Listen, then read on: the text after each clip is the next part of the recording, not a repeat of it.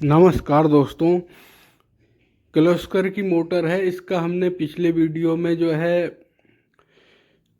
Turn के बारे में पता करा था और अभी हम इसका गेज कैसे निकालें ये देखते हैं।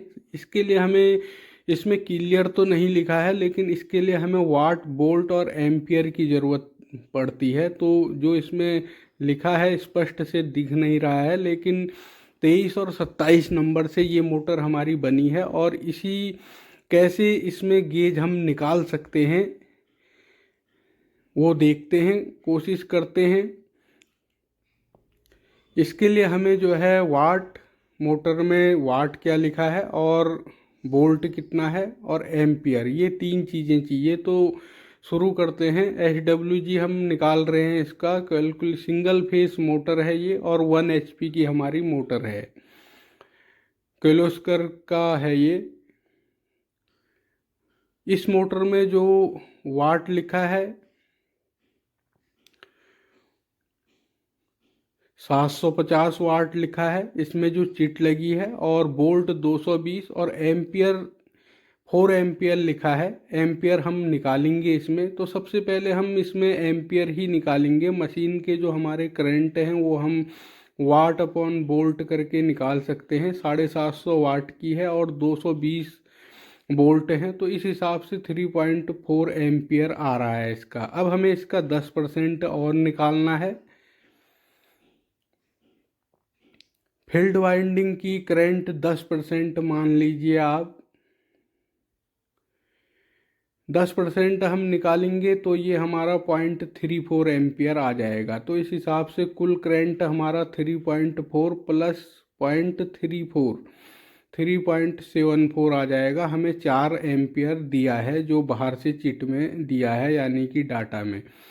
2 पोल की मशीन है हमारी, रनिंग के 2 और स्टार्टिंग के 2। तो एक पोल में जो हमारा करंट आएगा वो कुल करंट अपॉन 2, इस हिसाब से हम निकाल लेंगे। 3.74 अपॉन 2 1.87 एम्पियर हमारा आ जाएगा। अब हमें क्या करना है, कॉपर तार है, हम इसका जो गेज निकाल रहे हैं वो प्रति वर्ग इंच करंट घनत्व, यानी कि उस हिसाब से निकाल रहे हैं। करंट जो डेंसिटी होती है 1.87 है। इसके लिए अब हमें इसमें भाग देना पड़ेगा जो एक बुक में दिया रहता है। जैसे कि ये चार्ट दिया है, तो इसमें जो है आप यहाँ पर देखेंगे 23, 22 और 23 नंबर पे देखेंगे, और ये इसमें ये सारणी जो है इसे आप पढ़ सकते हैं। 23 नंबर के आगे देखिए आप, तो 1.87 यहाँ पर आपको दिखेगा।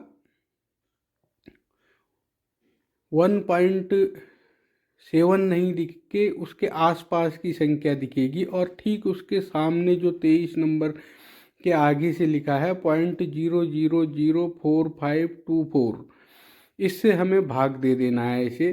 तो इस हिसाब से हमारा 4133 आ रहे हैं। और अब इस ठीक इसके सामने 1.8 जो लिखा है, इसके ऊपर 4000 आप देख सकते हैं एम्पियर। वर्ग इंच में है ये। तो इस हिसाब से ये जो है 23 नंबर बैठता है। 22 नंबर में आप देखेंगे तो यहाँ पर भी ये इसके कुछ आसपास है।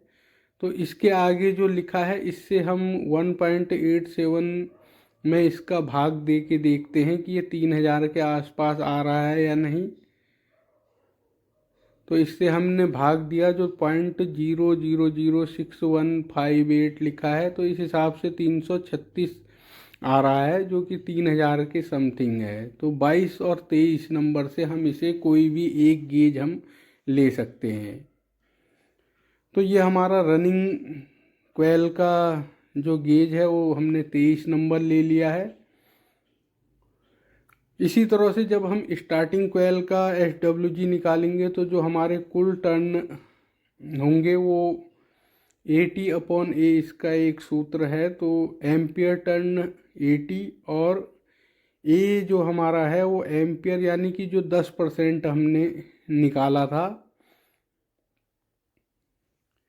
टोटल राउंड हमारे 1123 हमने पिछले वीडियो में निकाले थे, तो उसमें हम जो है 0.34 से भाग देंगे तो ये 3302 राउंड हमारे आ रहे हैं। अब इसका एक फॉर्मूला है,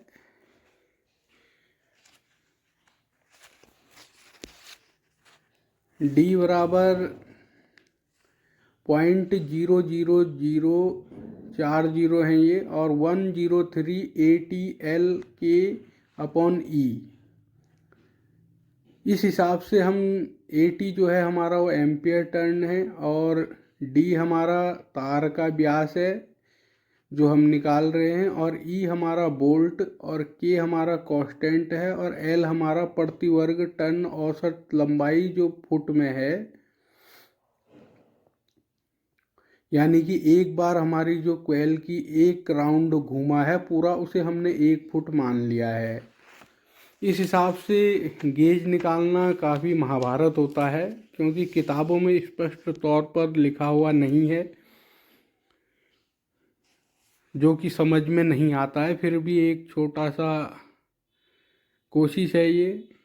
फॉर्मूले में हम रखेंगे तो 0.0000103 गुणा 3302 हमने जो निकाले थे, 1 फुट हमने मान लिया है एक राउंड को, और 1.15 की है हमारा नियतांक जो है कांस्टेंट, अपॉन 220 बोल्ट जो हमारा है। ये जो हमने पहले निकाला था वो है 3302। अब इसमें हम गुणा करेंगे तो हमारा जो टोटल आंसर आएगा, गुणा करके जब हम इसे भाग देंगे तो वो आ जाएगा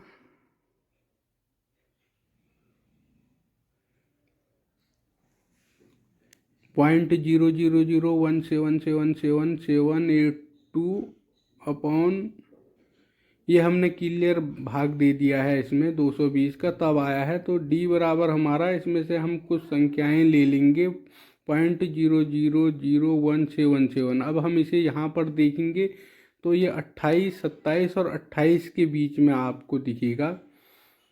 28 में देखिए, और 27 में आप देख सकते हैं इसे यहाँ पर इस तरह से।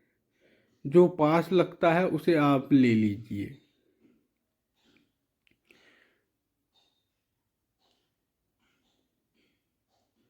इन दोनों को आप देखिए तो 0.000177 है, तो हमने जो है 27 नंबर इसमें ले लिया है।